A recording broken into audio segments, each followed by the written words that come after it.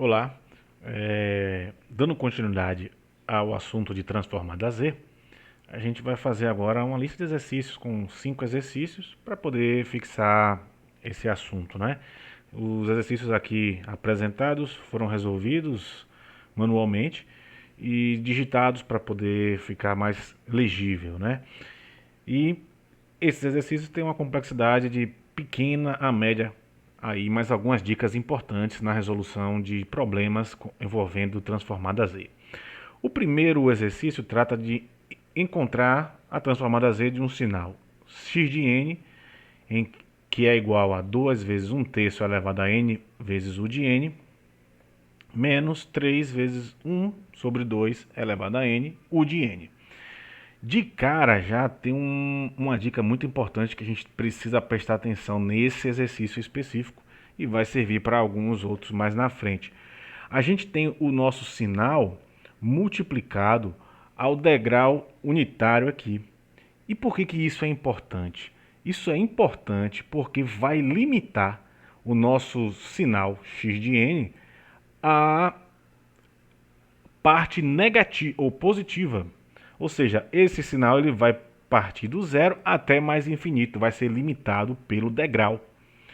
E por que isso é importante? Isso é importante porque sem essa informação a gente não consegue resolver esse problema especificamente.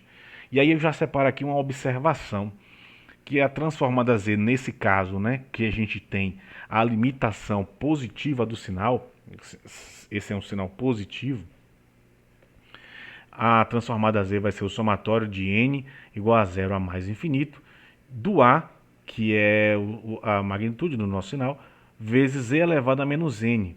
E quando a gente desenvolve isso, a gente vai encontrar como resposta 1 sobre menos 1, 1 sobre 1 menos a vezes e a menos 1. E isso aqui é uma série. E a gente pode resolver da seguinte forma: o resultado final vai ser z elevado a z menos a. E aí esse a é justamente aqui, ó, o nosso valor aqui do nosso sinal. Então, por exemplo, nessa primeira parte aqui, que o nosso valor aqui é 1 terço elevado a n, 2 vezes 1 terço elevado a n, quando a gente resolver isso, a gente vai ver que esse aqui vai ser o nosso a. Então, bora lá para a solução. Aplicando aqui a transformada z no nosso sinal, a gente tem o 2, que é multiplicando aqui o sinal 1 terço elevado a n. Então, 2 sai do somatório. E aí eu tenho 2 vezes o somatório de n igual a zero a mais infinito, de 1 terço elevado a n, vezes z elevado a menos n.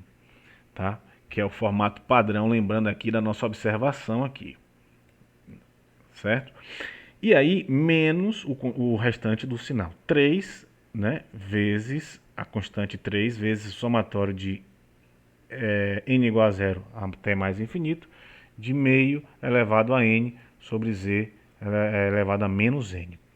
Ok? Então, aplicando a transformada z segundo essa observação que a gente já detalhou aqui, a gente continua, né, descrevendo aqui a nossa solução. Então eu vou ter o 2 constante igual 2 vezes o somatório de n igual a zero a mais infinito, de 1 vezes z elevado a menos 1 sobre 3 elevado a n. A mesma coisa a gente faz para a segunda parte do sinal. Menos 3, que é a constante, somatório de n igual a zero a mais infinito, de 1 vezes z elevado a menos 1 sobre 2 elevado a n. Perfeito? Então, concluindo aqui, de acordo com a nossa observação, a gente vai ter 2, que é a constante, que multiplica 1 sobre 1 menos 1 terço de z a menos 1, menos 3, que multiplica 1 sobre 1 menos meio de z a menos 1. E desenvolvendo isso, de que forma? A gente aqui agora multiplicou em cima e embaixo, numerador e denominador, por z. Por quê? Porque a gente vai sempre procurar ter como resultado um expoente positivo. Isso vai facilitar os nossos cálculos de demonstração de RDC, que a gente vai ver mais para frente.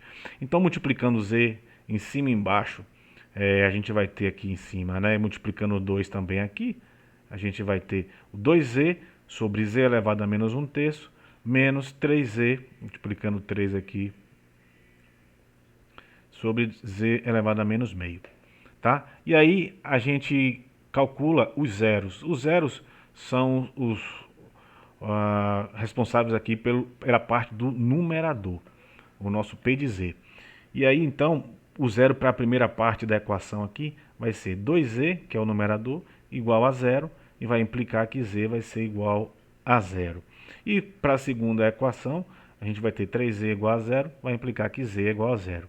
Isso quer dizer que nós vamos ter dois zeros no ponto zero, o zero da primeira parte da equação e o zero da segunda parte da equação. Calculando os polos, que é agora resolvendo o denominador, a gente vai encontrar da seguinte forma. Para a primeira equação, que é z menos 1/3, a gente vai igualar a zero e vai encontrar como z igual a 1/3. E para a segunda equação, que é z menos meio, a gente vai igualar também a zero e vai encontrar que o nosso polo aqui agora é z igual a meio. Então a gente desenha a nossa RDC aqui, a gente fez aqui manualmente via Word, da seguinte forma. O primeiro círculo a gente marcou aqui o polo igual a meio e o segundo círculo a gente marcou o polo igual a 1/3. Aqueles zeros que a gente calculou aqui, os dois zeros igual a zero, a gente botou aqui na origem, né, porque eles estão de fato na origem e são dois, então deve-se subentender que aqui tem dois. Então a gente tem aqui o eixo imaginário e o eixo dos reais. E quem é que vai ser nossa RDC?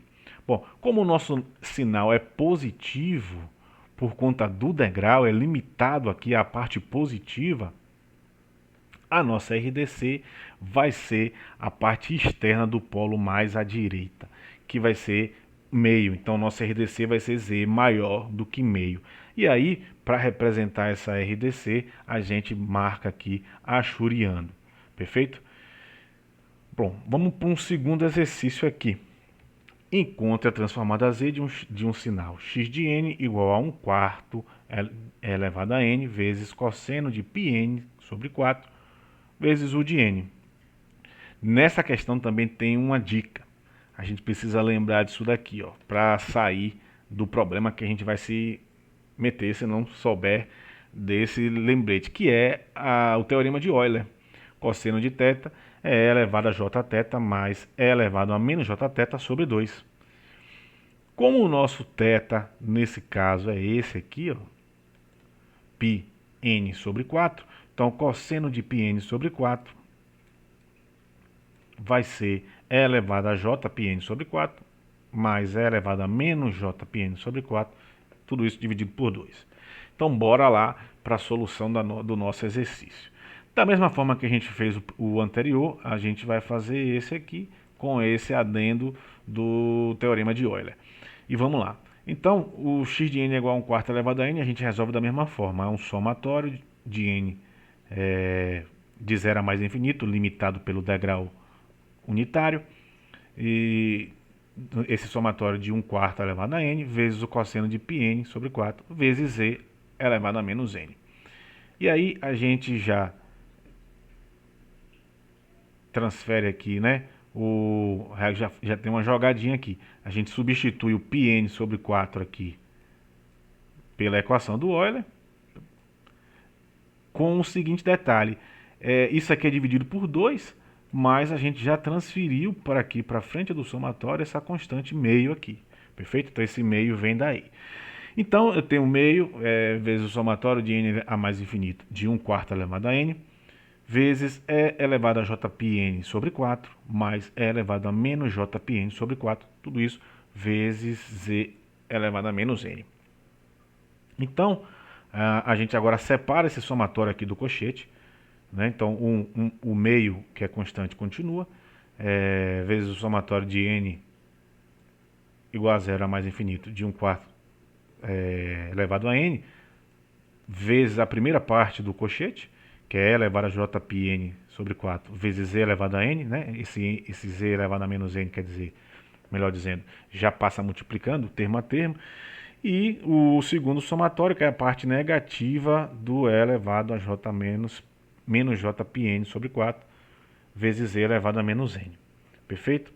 A primeira parte aqui do somatório, 1/4, também vem multiplicando, né, cada termo.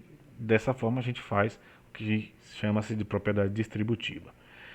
Dando continuidade à solução, a gente tem aqui que a constante meio vezes somatório de n igual a 0 até mais infinito, de 1/4 de e elevado a j π 4 vezes z a menos 1, n já colocando na forma já da transformada z.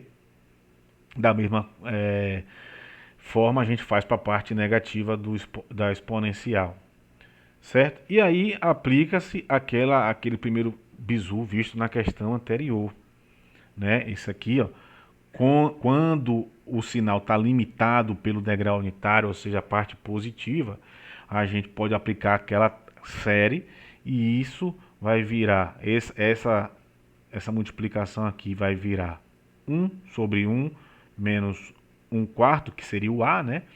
Vezes E elevado a JP sobre 4, vezes E a menos 1. Esse igual aqui não existe, é um erro aqui. Mais meio, né? Essa constante meio já passa aqui multiplicando. Meio vezes a mesma coisa que a gente fez para o primeiro termo, a gente vai fazer para esse segundo termo aqui. Então vai ficar 1 sobre 1 menos 1/4 é elevado a menos jπ sobre 4, z a menos 1. E aí, a gente calcula os zeros. Como todo o nosso numerador é 1, o nosso z é igual a 0. Isso quer dizer que a gente vai ter, como a gente tem duas equações, a gente vai ter dois zeros também no ponto zero nessa questão aqui. E calculando os polos, a gente vai ter aqui, ó, z igual a menos 1/4 igual a 0, z vai ser igual a 1/4. Fazendo a nossa RDC, a gente vai precisar prestar atenção que o nosso sinal aqui agora é diferente. Ele não é mais limitado somente pela parte positiva, e sim ele está entre um somatório de sinais. Então eu tenho um primeiro sinal aqui, um segundo sinal aqui, e nesse caso a nossa RDC não será dada pela parte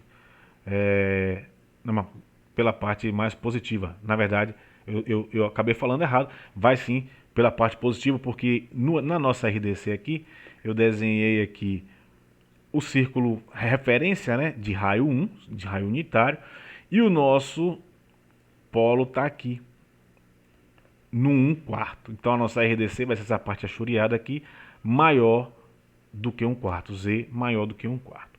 Beleza? Terceiro exercício, que é o seguinte: suponha que a expressão algébrica para a transformada Z de x de n seja essa expressão aqui.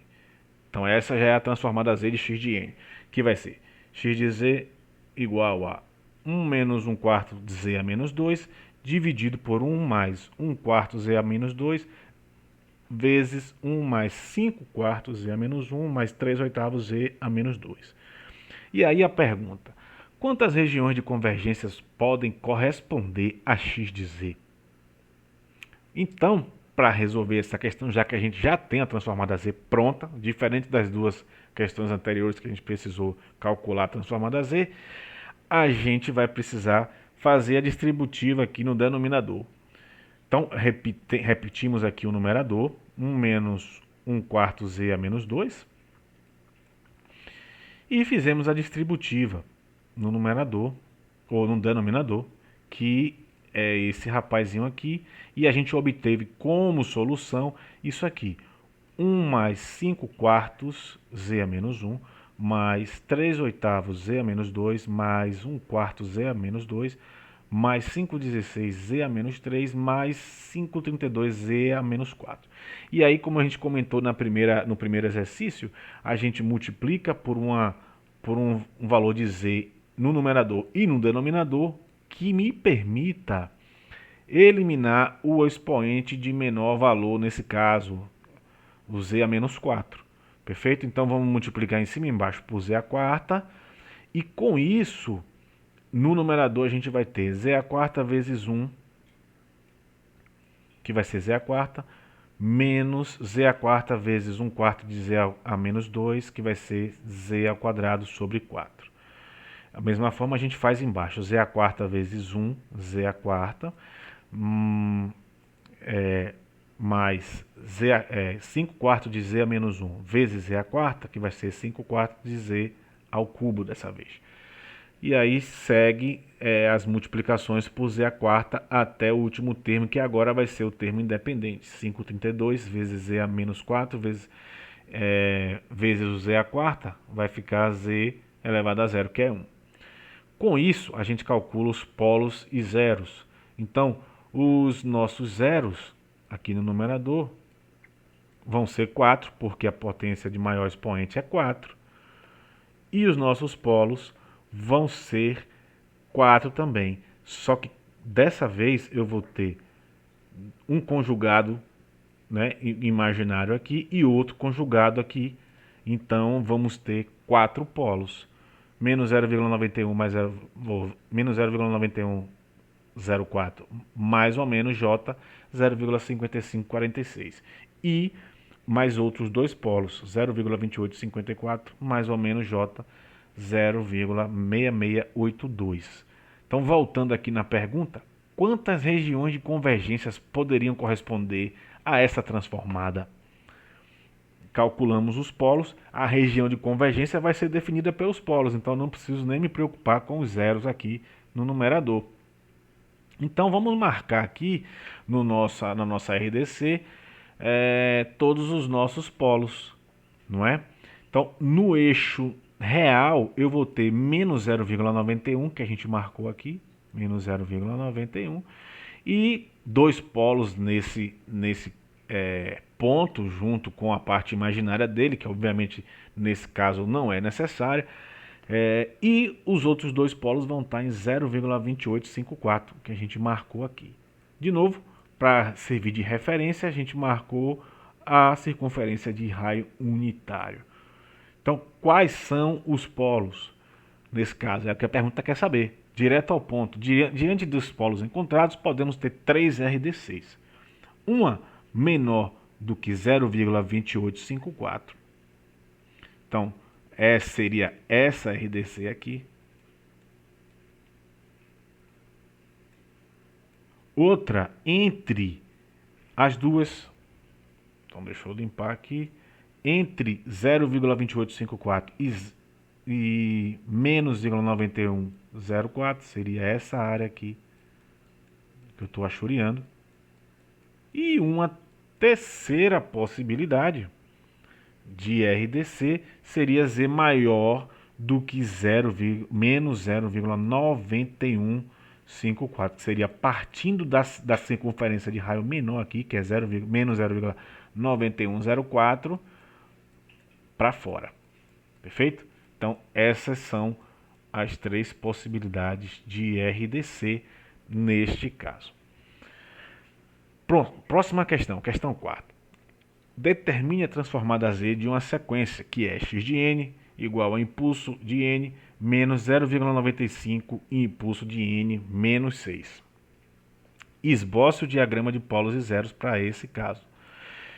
Agora, se o sinal for x de n igual a impulso de n mais, diferente do primeiro, mais 0,95 impulso de n menos 6, como é que ficaria esse diagrama de polos e zero? Então a gente tem 2 exercícios em um aqui, interessantes. Vamos lá. Primeiro, a gente já começa a usar as propriedades já vistas aqui nos vídeos anteriores. Então, a propriedade que a gente tem aqui agora é do deslocamento no tempo, que é nessa etapa aqui. Então, impulso de n, a transformada Z do impulso é 1. Então, menos agora a transformada Z desse sinal deslocado no tempo. Como é que é essa transformada Z? Eu vou repetir o valor do impulso, do valor da constante, vezes Z elevado a n, sendo que n é o valor desse deslocamento, menos 6. Aí precisa ter só um cuidado com isso aqui. Por padrão, a transformada Z é Z elevado a menos N. E essa propriedade do deslocamento no tempo trata desse deslocamento N de forma positiva, ou seja, o valor que eu devo passar aqui é o valor de N, que nesse caso é 6, tá? Então, o resultado final fica Z elevado a menos 6 por conta disso. Se o meu sinal fosse Zn mais 6 aqui, o meu valor agora está multiplicado por menos 1 aqui. Então, seria menos 6 aqui, com o mais aqui ficaria 6 positivo. Então, tem que ter atenção nesse caso. Dando continuidade à solução, a gente vai multiplicar por z à sexta, em cima e embaixo, né, para não alterar o valor dessa equação, a fim de tornar o expoente positivo. E a gente vai ficar com esse z à sexta aqui vezes o 1 da z à sexta, e o z à sexta vezes o menos 0,95 z a menos 6, que dá menos 0,95. E dividido pelo z à sexta que a gente multiplicou embaixo também. Bom, calculando os polos disso, a gente tem que z à sexta menos 0,95 é igual a zero. Isso vai implicar que z à sexta é igual a 0,95. Isso vai dar aproximadamente 0,99. Para os polos, aí que está um detalhe, né? No caso dos polos, a gente vai ter 6 polos, como indica o nosso numerador, o nosso expoente. Então, z à sexta vai ser igual a zero, porque eu só tenho aqui no denominador da minha equação z à sexta.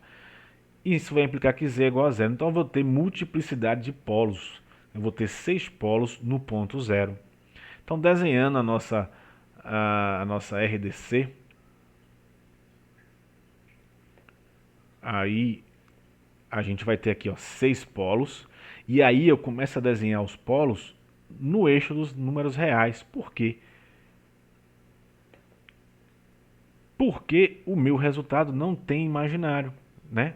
Só tenho dados, só tenho números real. E aí, para que eles fiquem equidistantes, cada zero desse vai estar espaçado de 60 graus, começando a partir justamente do eixo real, como a gente mencionou, por ser um número real. Já na segunda etapa, na segunda versão de equação proposta, a gente tem que o sinal agora vai ser x de n igual a impulso de n mais 0,95 impulso de n menos 6. E esse mais aqui é que vai fazer a diferença. Vamos ver? Então, resolvendo como a gente resolveu o primeiro, a transformada z do impulso é 1, e aplicando a propriedade do deslocamento do tempo na segunda parte do sinal, a gente vai ter a mesma coisa, 0,95 z a menos 6, que o sinal é o mesmo, né? O que muda é o sinal de mais aqui entre os dois pontos aqui, certo? Então, da mesma forma que a gente procedeu com a parte na questão anterior, a gente responde essa, multiplicando de cima e embaixo por z à sexta, a gente vai ter como equação a mesma equação, z à sexta, na verdade muda aqui, né? A outra era menos, essa daqui é mais, z à sexta mais 0,95 sobre z à sexta. Calculando os zeros, a gente vai ter agora uma questão intrigante, diferente da outra. A gente vai ter que z à sexta é igual a menos 0,95. Isso vai implicar que z vai ser igual a raiz sexta de menos 0,95, que vai ser um número imaginário.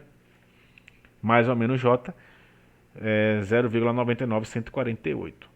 Os polos vão ser os mesmos, vai ser o mesmo, né? Vai ser z igual a zero e 6 polos, também com multiplicidade de polos. Só que dessa vez eu não vou marcar o polo no eixo dos reais, porque o meu zero está com número imaginário. Então eu preciso marcar ele aqui, ó, no eixo imaginário. E aí, da mesma forma, eles vão estar equidistantes 60 graus. E esse ponto aqui vai estar equidistante do eixo dos reais 30 graus. Perfeito? Então bora lá para o nosso último exercício desse assunto, para deixar ele bem fixado. Esse ponto aqui, obviamente, não existe. Vamos lá. Considere que o sinal y de n está relacionado a dois sinais, x1 de n e x2 de n. Dessa forma, y de n vai ser x1 de n mais 3 convolução com x2 de menos n mais 1. E esse sinal x1 de n vai ser igual a 1 meio de n elevado a n vezes u de n. E o sinal x2 de n vai ser igual a 1 terço elevado a n vezes u de n. E aí a questão pede, encontre a transformada z do sinal y de n. Então, de novo, a gente tem duas questões em uma e também com situações interessantes, né? Primeira coisa, vamos resolver a primeira parte do problema aí.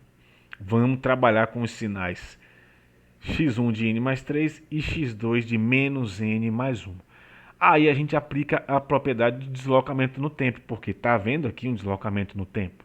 Então, para x1 de n mais 3, a gente vai ter que a transformada z desse sinal vai ser z ao cubo de x1 de z.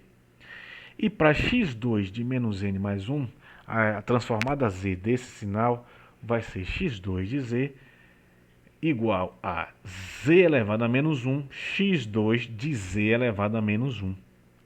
Aqui eu vou deixar marcadinho aqui, porque aqui já é um ponto de observação.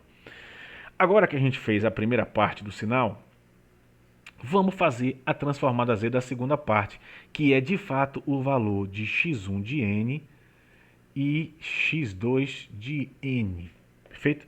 Então pronto, x1 de n é igual a meio elevado a n vezes o degrau unitário.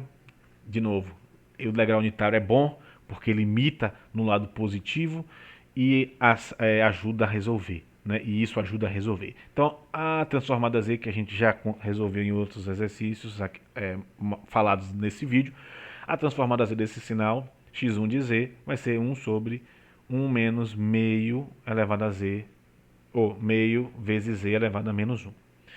E para o sinal x2 de n, a questão é similar. x2 de n é igual a 1 terço elevado a n vezes o de n. Então, a transformada z desse sinal vai ser igual a 1 sobre 1 menos 1 terço. Deixa eu dar só um backspace aqui, porque ficou bem em cima, aquela linha vermelha. Então, x2 de z vai ser igual a 1 sobre 1 menos 1 terço z a menos 1. Bom, como a gente está querendo a transformada z do sinal y, a gente precisa usar essas quatro informações aqui. 1, 2, eita, que escrever com o mouse é uma beleza. 3 e 4 no sinal y de n. Aqui. Tá? Substituindo, a gente vai resolver esse nosso problema. Então, primeira coisa que a gente precisa relembrar é que o sinal y de n é resultado de uma convolução. Então, existe uma propriedade em transformada z que trata sobre convolução, que diz que convolução no tempo é multiplicação na frequência. Então, aplicando a transformada z de x1 de n mais 3, eu vou ter, como a gente calculou aqui em cima, no item 1, eu vou ter que é z ao cubo, x1 de z. E multiplicação, por conta da propriedade da convolução, a transformada z do sinal x2 de menos n mais 1, a gente calculou no item 2 aqui, vai ser z a menos 1, x2 de z a menos 1. Agora, de posse dessa primeira equação, a gente vai calcular a transformada z de y de z, substituindo o valor agora de x1 de z e x2 de z, que a gente calculou nos passos 3 e 4 aqui. Perfeito? Então vamos lá. O passo 3, a gente viu que x1 de z é igual a 1 sobre 1 menos 1 meio de z elevado a menos 1.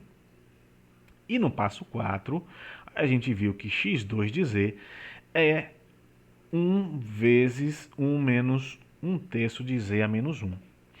Só que aí tem um grande perigo que a gente precisa ficar atento, senão a gente erra a solução dessa questão.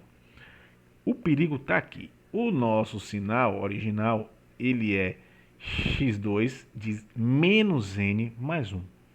Tá? Quando a gente calcula a transformada z disso, a gente encontrou isso aqui que eu disse que eu ia marcar para lembrar no final. A transformada z disso vai ser z a menos 1 de x2 de z a menos 1. A gente precisa desenvolver isso. De que forma? Por que isso é um problema?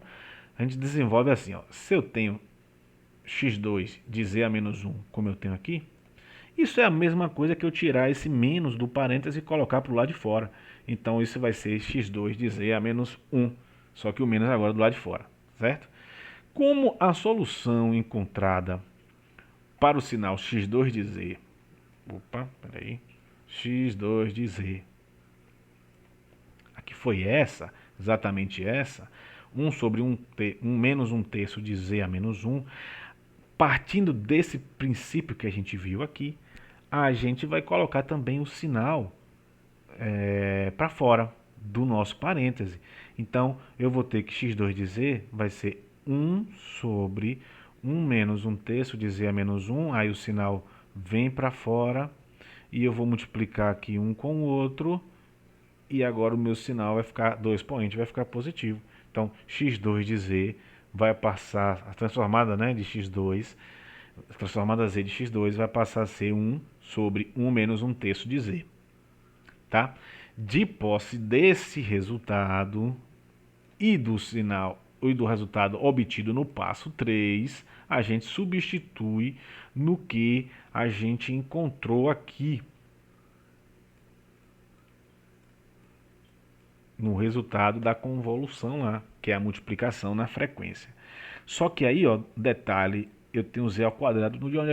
E de onde é que veio esse z ao quadrado? Ele vem da multiplicação de z ao cubo por z a menos 1. Então, não é multiplicação? Então, vamos multiplicar. Z ao cubo por z a menos 1 vai ser z ao quadrado. O primeiro sinal refere-se a x1 de z, que é 1 sobre menos 1 meio de z a menos 1. E o segundo sinal refere-se a x2 de z a menos 1, que a gente viu que é isso, mas que deve ser convertido nisso daqui. Ou seja, 1 menos 1 terço elevado a z. E essa é a solução do nosso problema. Quem é a transformada z do sinal y de n? É y de z igual a z ao quadrado sobre 1 menos 1 meio de z a menos 1 vezes 1 sobre 1 menos 1 terço de z. Ok? Então, essa aqui foi nossa resolução dos 5 exercícios para fixação do conteúdo de transformada Z.